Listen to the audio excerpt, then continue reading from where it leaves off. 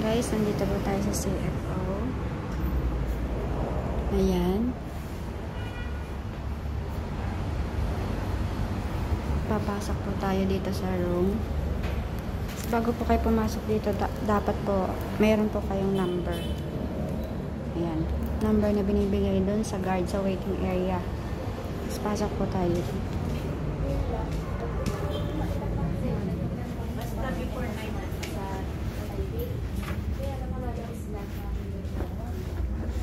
Tapos mag-fill up. Pagkatapos mag-fill up guys, sasabihin kung saan room kayo pupunta. And ako nga guys ay room 3. So room 3, 9 o'clock mag-start ang meeting. Guys, nandito kami sa room 3. Right. And sa mga pupunta po ng CFO, pwede po kayo mag-PM sa akin. Paano pumunta at paano yung process dito guys.